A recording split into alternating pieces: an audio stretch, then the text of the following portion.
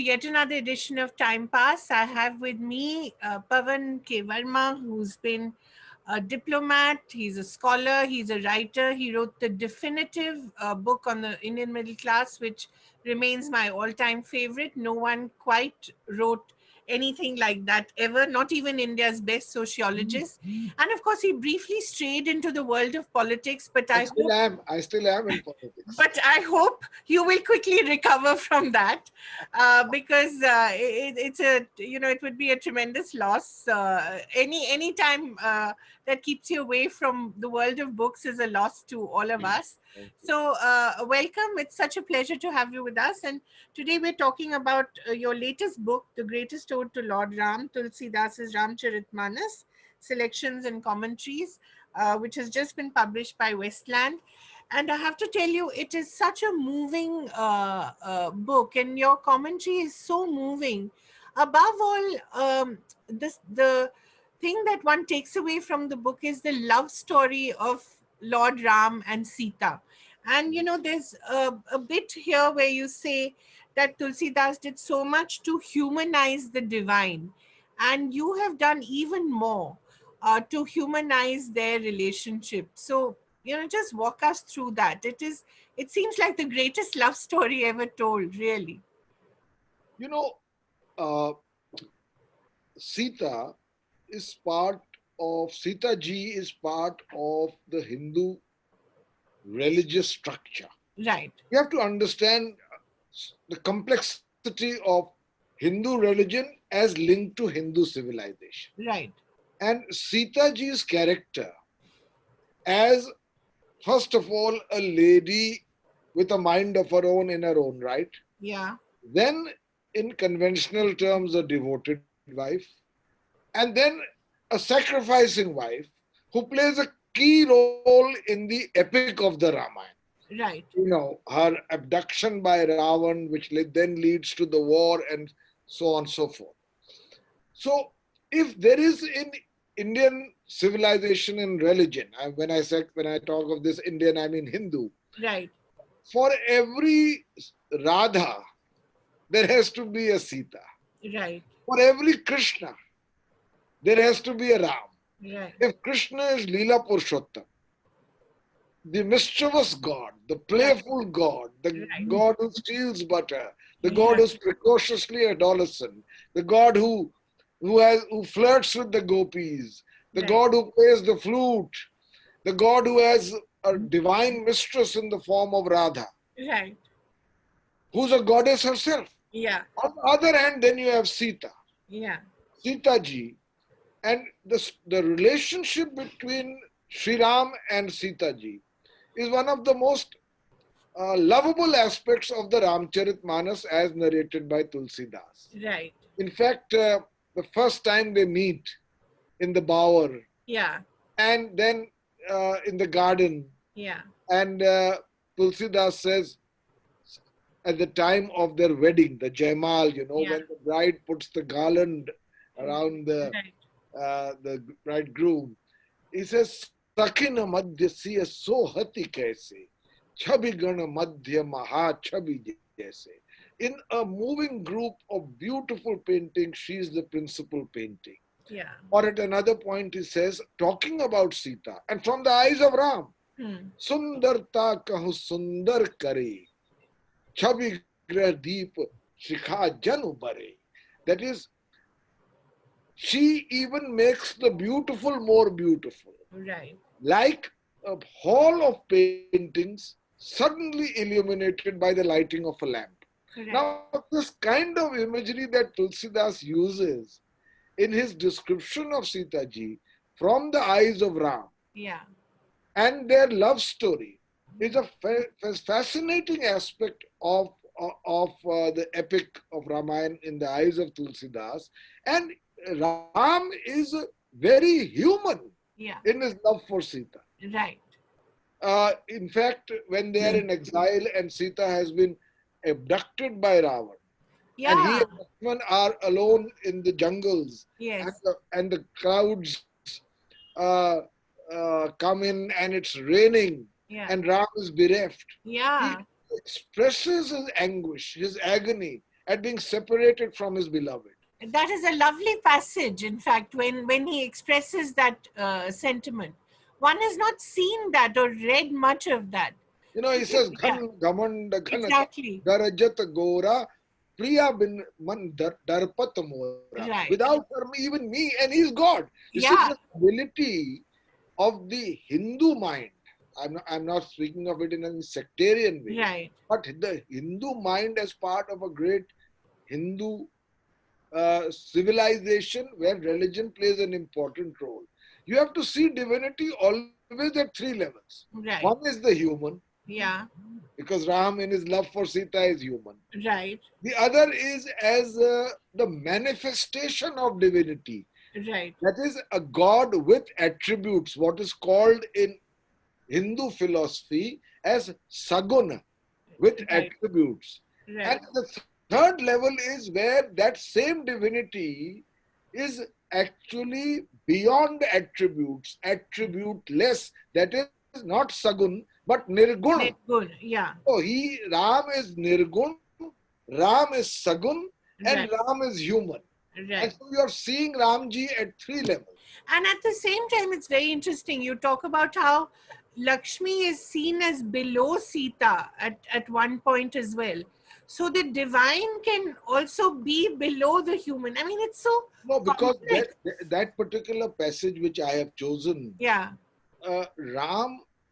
Sri Ram is in agony at the fact that his beloved is not with him, and his Right. mind keeps going to her. Right. And the poetic genius of Tulsi Das is Yeah. that in describing Sita, he then compares her to the other goddesses. Yeah.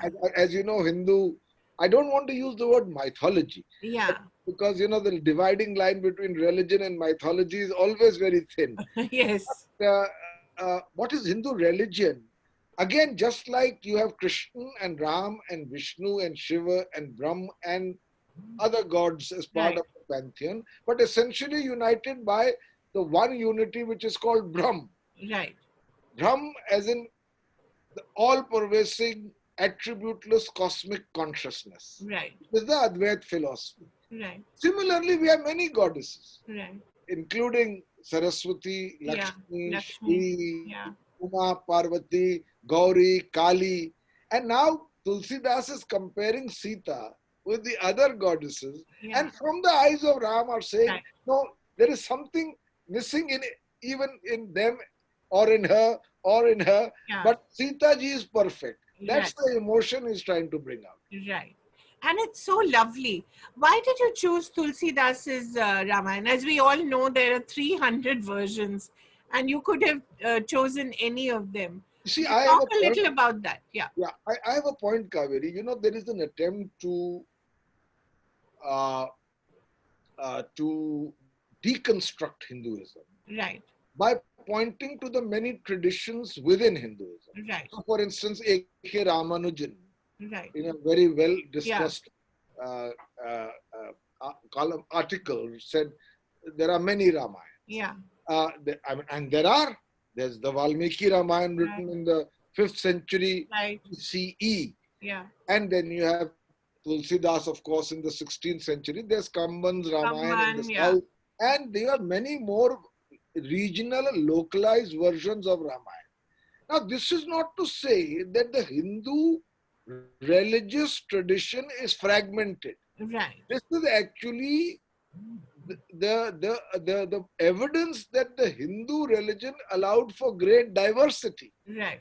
And I'm sometimes a little annoyed with those, and I'm sorry I'm taking names, like Wendy Doniger or Amartya Sen, or frankly A.K. Ramanujan, for whom I have otherwise great respect, trying to fragmentize Hinduism by pointing to its many traditions. And it's quite ironical that liberals try to devalue Hinduism on account of the diversity that it enables. Yeah. I mean, instead of seeing that Hinduism allows this plurality as part of one unified tradition.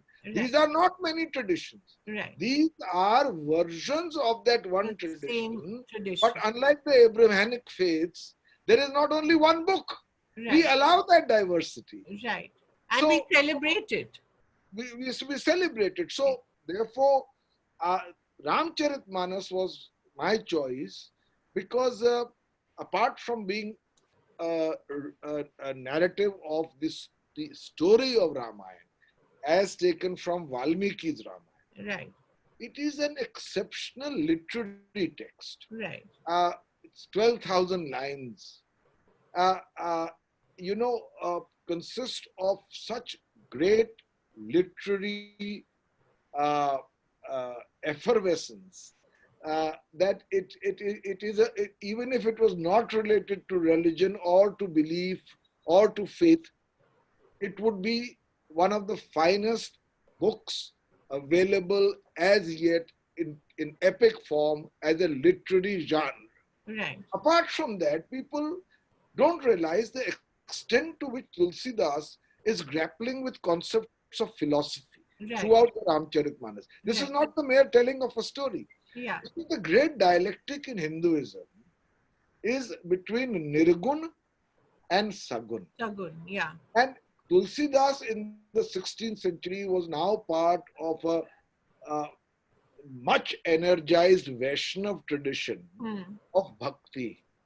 As you know, Shankaracharya, the great Adi Shankaracharya in the 8th century elaborated upon and asserted the only real empirical and metaphysical reality, which is Brahm, the all-pervading, attributeless cosmic consciousness. Yeah. Then Ramanuja came after him and called his Shankaracharya's Advait Vishisht Advait, where he allowed for that attributeless cosmic consciousness to have a form and not remain as dry and inaccessible as Nirgun, Brahm, and to make it Sagun, to give it attributes so that a devotee has something to worship, to go to identify godhood with.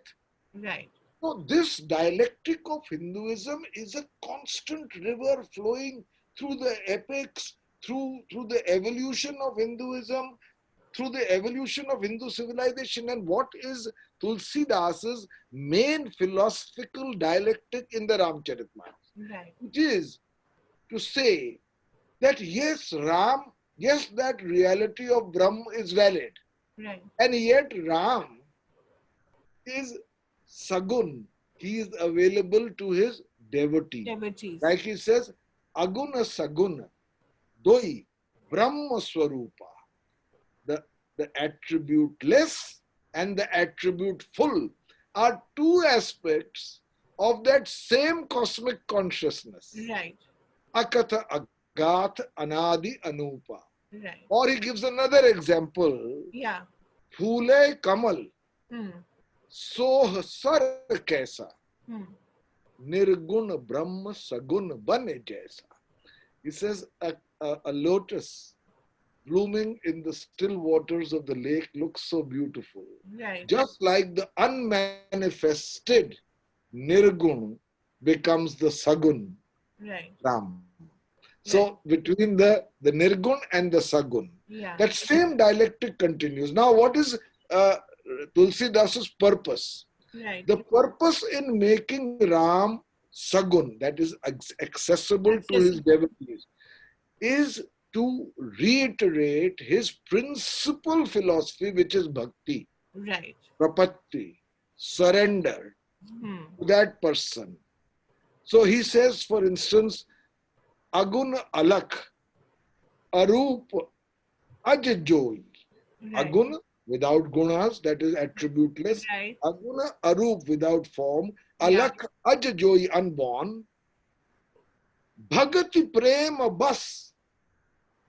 Sagan Hojoy.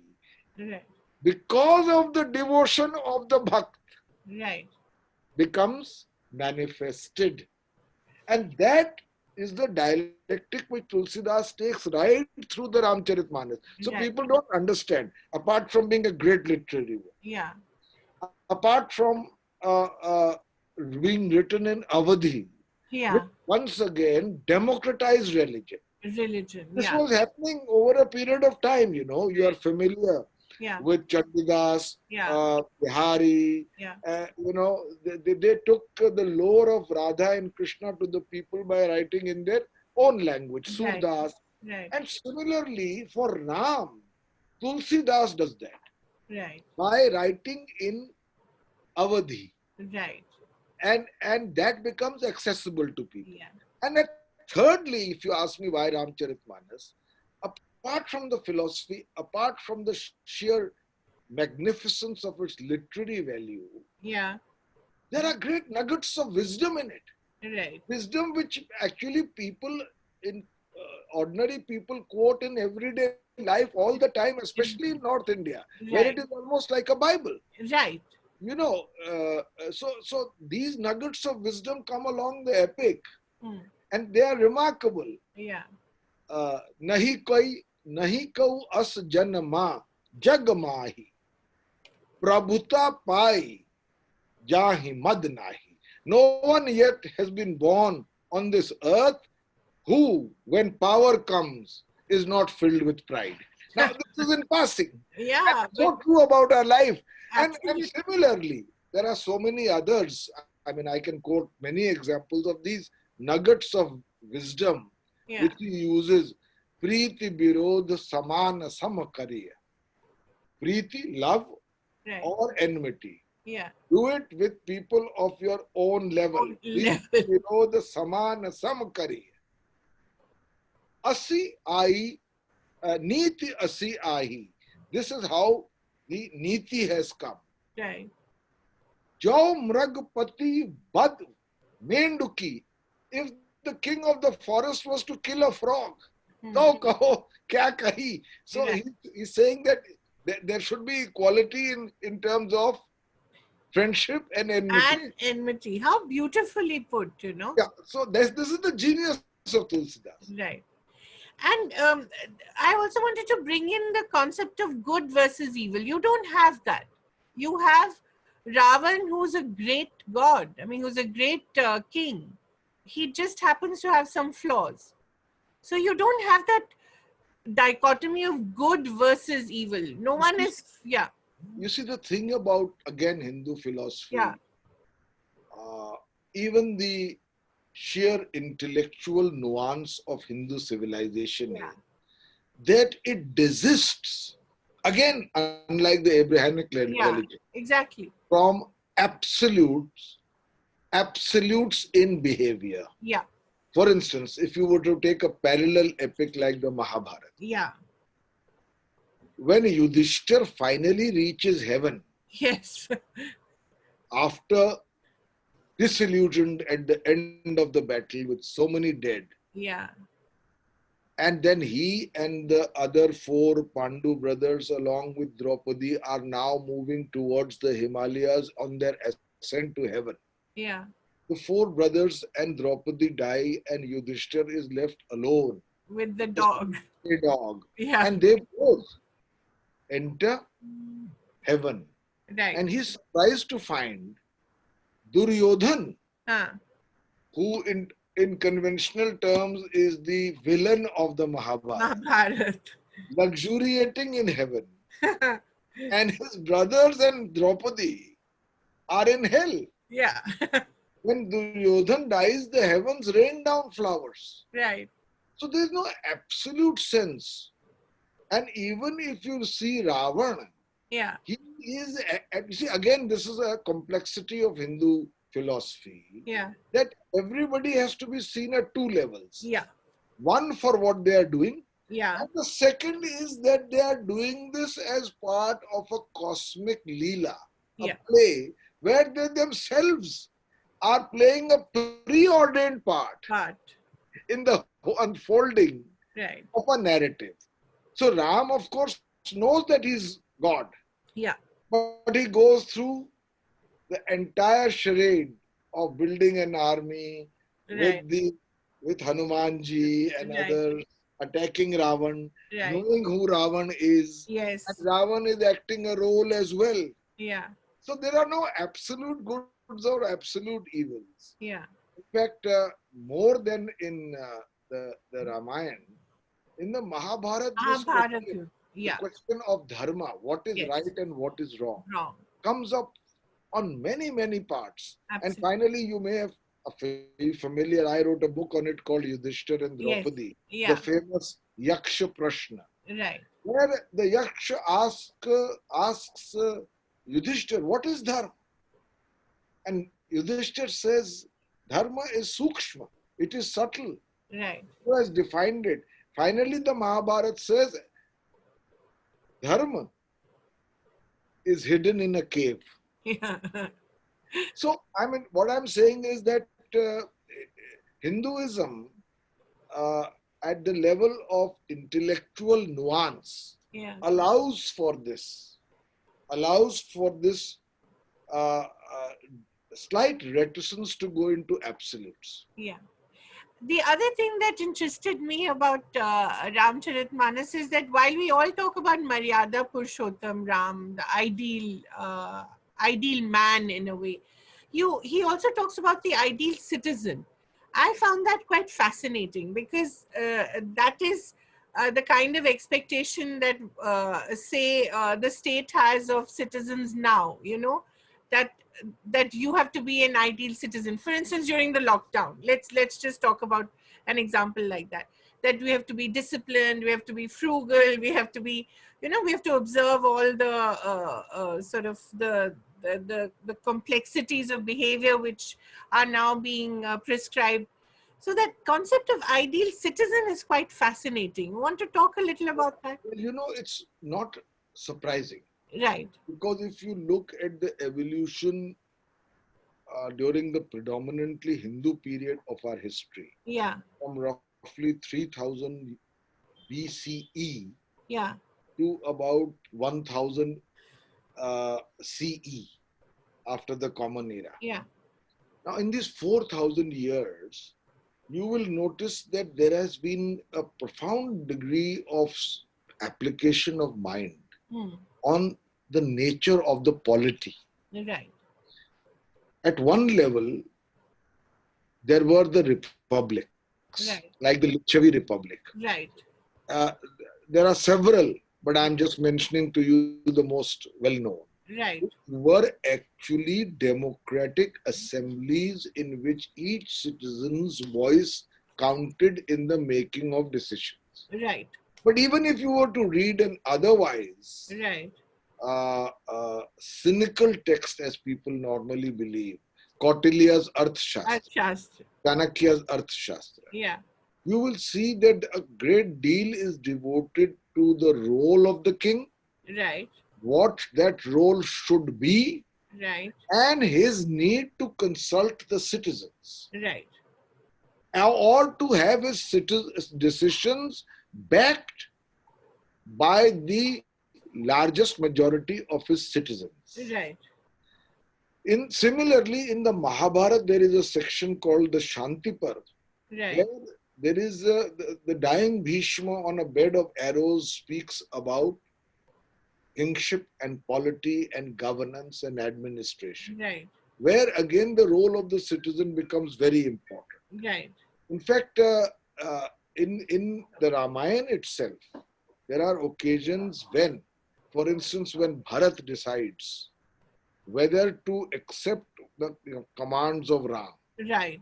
or to go and meet him to persuade him to come back, Right. he consults not only the leading uh, uh, officials of the court, but the people at large. It Right. is the citizen who accompanies him. Right. So I think that in the theoretical evolution of the politics, Yeah. the citizen mattered in the times when the Ramayana was first written, Right. or when the Mahabharata was written, Right. or a little later when Chanakya wrote the Arthashastra. Right. And I think that is reflected even in the Ramcharitmanas. The other thing that struck me was, of course, the Hanuman. I mean, how important he is to this relationship, to Ramayan. and just the beauty and generosity of this god, and also explains why he's so hugely popular, isn't it? Because Hanumanji, if I were to say to you, very often people sometimes cursorily will call him monkey god. Monkey god. But he's not a monkey god. Yeah. Could be a monkey. Yeah. But the hyphenation of monkey god is a little derogatory Yeah. to the profile and substance of Hanumanji. Right. You see, Hanumanji ultimately stands for the ultimate yardstick of bhakti, Right. of devotion. Right. But he's much more than that. Yeah. And even today, when people pray to him, first of all, he stands for bhakti. Yeah. He stands for tremendous strength. And from that strength is derived strength not only of physical nature, but of character. Character, yes. So he carries an entire mountain. Yeah. He has the strength to do it. Yeah. He is the embodiment of wisdom. Right. Students who go to exams often either pray to Ganeshji or to Hanuman.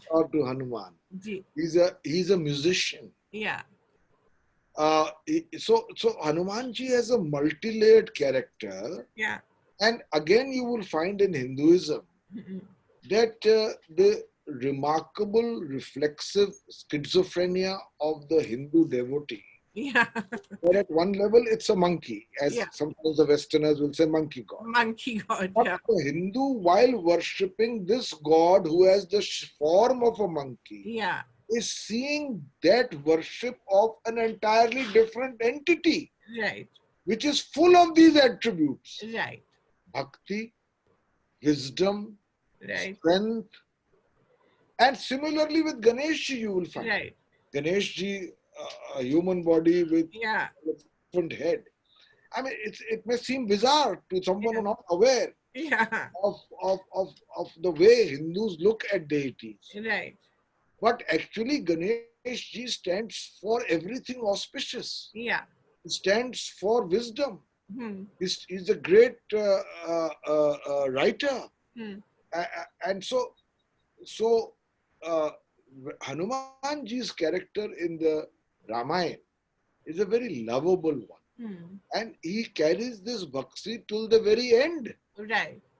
Ram, after his Abhishek, after he returns from defeating Ravan, returns to Ayodhya. And he offers him whatever he wants. He says, I don't want it. Yeah. I am happiest at your feet. Right. It's so moving. When you were translating it, didn't you get goosebumps? No, actually, we have grown up with the Ramcharitmanas. Right. It's unfortunate, I will say this even for myself, that our educational curriculum I agree. does not value, whether in the form of the philosophical aspects or in forms of literature. Right. Some of these texts. Yeah.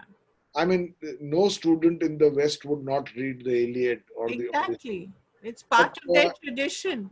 But our epics, if you say to a normal reflex secularist that you are taking time off to write on the Ramayana, ask you if you have become saffron. Exactly. That's the first. Which is crazy because this is a great part of our civilizational heritage. So without making it into a religiously contentious issue, we should not completely prevent the young as they are growing up to be at least aware of the remarkable nature of these epics. Yes. And therefore, I have grown up because, for instance, on a very personal note, my mother, who spoke the Queen's English and had gone to a convent, also knew Tulsi Das's Ramcharitmanas, almost the entire epic by heart. Wow. And in large parts of northern India, the Ramcharitmanas is quoted because it's so beautiful. It's part of your Just see the cadence of any line. Shri Ram Chandra Kripalu Bhaj Man Harana Bhav Bhay Darunam Nava Kanja Lochana Kanja Mukh Kar Kanja Pad Kanjarunam. How do you compose like this? You can just go on listening to it forever. There is a great literary value. And so when I was, for instance, in our house, in a marriage, when the bride with the garland approaches the bridegroom, right, we have for decades now, we sing the lines from Tulsi Das, right, as Sita approaches, right, as quoted in the beginning. Right. Sakna madhya siya sohati kaise, chabi gana madhya maha chabi jaise. And the way Tulsi Das describes the sun, I mean, look at this young bride. Yeah. There has been no love affair. Right. We have just exchanged glances. Yeah. And she's coming to him now with this garland. Yeah. At the time of the wedding. Right. And Tulsidas writes, Tana sakochu, man param ucha, good prem lakhi pare nakau. Her body is withdrawing. Withdrawing, yeah. Tana sakochu. Right. Man parama uchahu. Even as her mind pole vaults to the possibility of being married to this person she admires and loves. So the manner in which it is written, it touches the pulse of the people, the chord, because it is so culturally rooted. Yeah. This is the reason why I was not unfamiliar totally with the lines, but it was certainly a rediscovery. How close is the television Ramayana, since of course it's now being aired again? How close is it to Tulsi Das's Ramcharitmanas? It is close in the narrative of a epic story. Right. Perhaps there are parts of the philosophical template that accompanies the epic, especially the Ramayana, but also the Mahabharata, which naturally in the depiction of an epic as part of a television serial is explored. Right. Because each one of them has a philosophy to say, even Lakshman. Yeah. Is in talking to the Nishad, the boatmen, before they cross the river and go into exile. Right. That Lakshman who is portrayed as hot-tempered, who's always there, quick to anger. Exactly. That Lakshman in the Ramcharitmanas spouts such sublime philosophical wisdom. He tells the Nishad who is commiserating. Yeah. Who's commiserating with the plight of these royal brothers sleeping on the ground. Right. And he would expect Lakshman to be angry. Yeah. To be angry at the injustice meted out to Ram. And to him as a consequence. And Lakshman instead tells him, Ka na koi sukh dukh karat, sukh dukh ka data. Nobody gives sukh or dukh to anyone. Nij krit karam bhogi sab bhrata.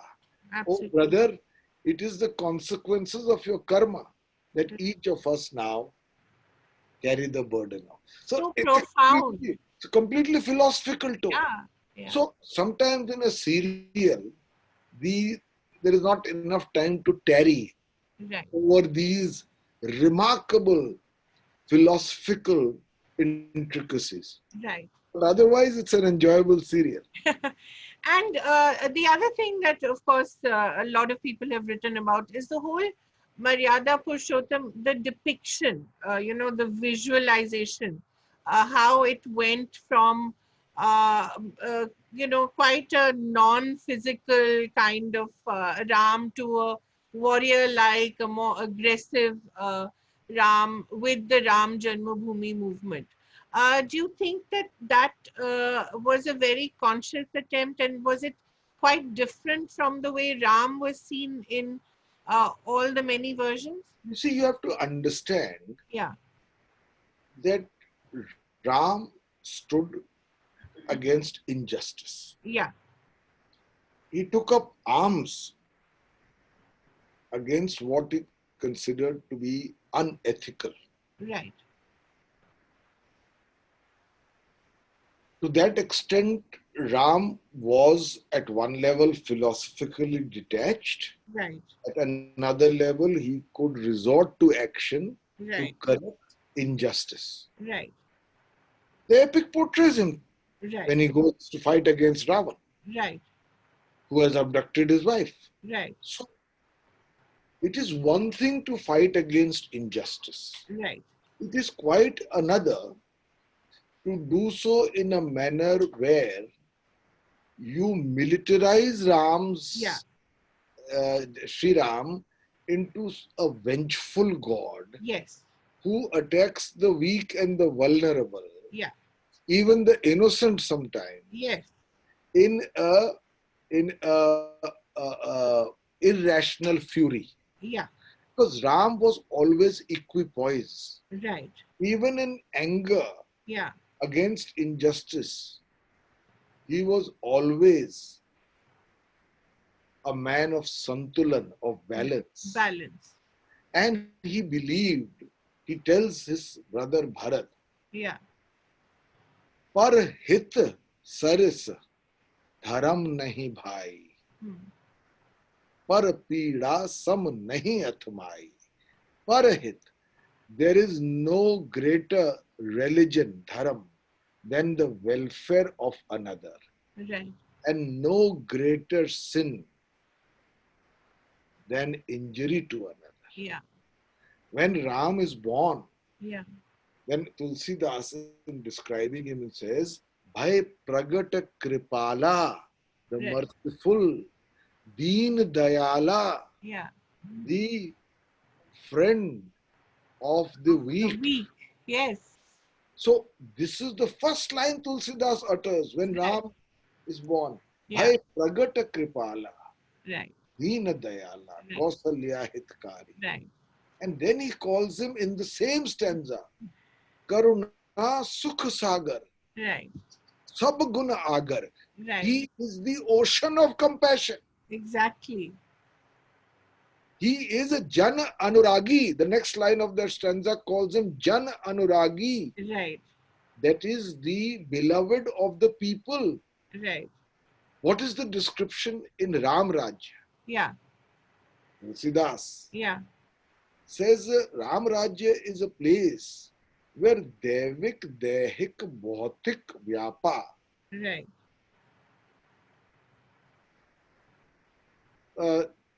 Devik, Dehik, Bhautik, Tapa. Yeah. Kahun koi vyapa. It does. These don't. Sab nar karahi paraspar priti. In Ram Raj, each nar has a mutual affection for another. Sab nar karahi paraspar priti. Right. That is the definition of Ram Raj. Right. So, at one level, Ram is a god who takes action against injustice. But even in so doing, he respects his rival. Right. Like he did with Ravan. Absolutely. He's not the lynching god. Yeah. He's not the vengeful god. Exactly. He's not the irrationally angry god. In fact, he, even to those whom he vanquishes, he gives deliverance. Yeah. And that is a tragedy that we've come to. I think that some people, being misguided, seek to appropriate Ram for their own partisan purposes, which can happen in any religion. But I think their knowledge of Ram, of Sri Ram, and of what Maryada Purushottam means, it does not mean a passive God who will take lying down injustice. Yeah.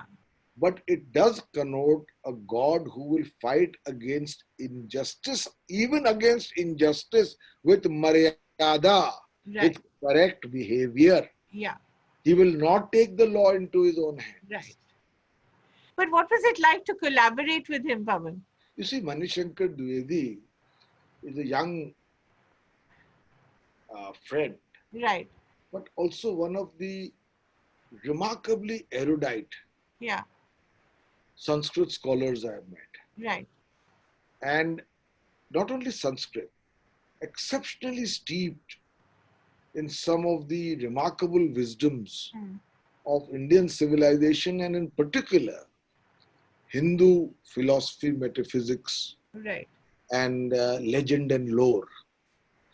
And even when I was writing Adi Shankaracharya, right, Hinduism's greatest thinker, my previous book, your previous book, he assisted me in putting together the annotated anthology, which is at the end of the book, the anthology of Shankaracharya's writings. Yeah.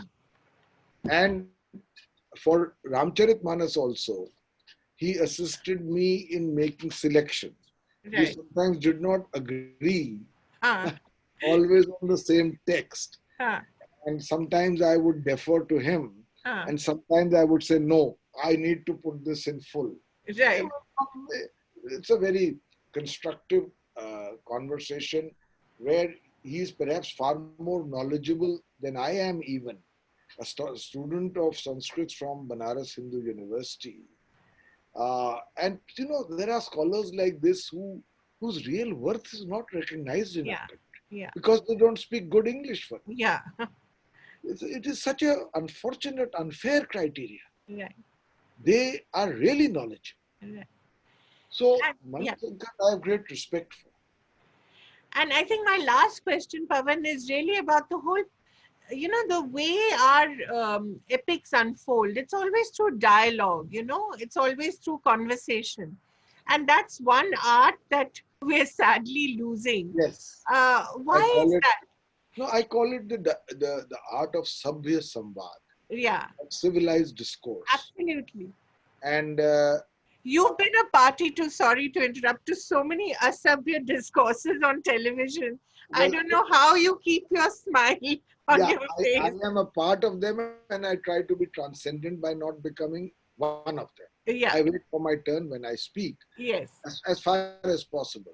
But this is a very old tradition. Yeah. The Upanishads, to sit nearby and have a conversation. Yeah. Upanishad is a dialogue. Right. Between a guru and his disciples. Exactly. The Bhagavad Gita, there are 3 foundational texts of Hinduism. Yeah. Upanishads, the Bhagavad Gita, and the Brahma Sutra. Right. And each of them, in a sense, is a dialogue where you allow another point of view. Yeah. Upanishad is an actual dialogue. Right. The Bhagavad Gita is a dialogue between Arjun and Bhagwan Krishna. Yeah. And in the Brahma Sutra, before coming to what he believes is right or wrong, you always admit the views of the so-called opponent, of the ideological opponent. Right. So it becomes a dialogue through this process. Right. And that has been our tradition. In fact, Adi Shankaracharya, as late as the 8th century, established the Advait school across India. Right. By a series of dialogues which were called Shastrarth. Right. The ability to sit across each other and have a discourse. Right. Shastrarth. Right. The famous Shastrarth he had in a very civilized way. Yeah. With Mandan Mishra. Right. Mandan Mishra believed in the Karmakant school. Right. Which is perform the Vedic rituals as prescribed, and that in itself is a path to moksha. Right. Adi Shankaracharya was a believer in the Gyan Marg. Right. Knowledge rather than merely karma kand. Right. But he didn't go and kill Mandan Mishra. Exactly. He went and sat with him. In fact, Mandan Mishra was initially annoyed by Shankara has come. He placated him. Yeah. Then both of them sat down to have a dialogue. Yeah. Who was the referee in this dialogue? Yeah. Mandan Mishra's wife. Yeah, that's right. Shankaracharya agreed to it. Yeah, yeah. He believed that she would be impartial, even though she was one of the wife of one of the protagonists. Right. So that was the civilized tradition of Hinduism. Yeah. And it's a tragedy that we have come to a point where it's not always celebrated in the right way for the right reasons. I think so. Yeah. I think so that the place for civilized dialogue is shrinking. Yeah. But the real tragedy is that is against the essential foundational tenets of our civilization. Exactly. Thank you so very much, Pavan. It was such a pleasure. And as I say, your entry into politics is a loss to us. So please come back quickly. I do both. I wrote while I still am, but when I was part of a political party, I wrote Chanakya's view, I wrote Adi Shankaracharya, Hinduism's greatest thinker, and so on and so forth. So I will continue to do both. Thank you so much. It was such a pleasure and always so inspiring to listen to you. Pleasure was mine. Thank you so much. Thank you. All the very best. Bye. Please like our social media handles and subscribe to our channel by clicking on the bell icon.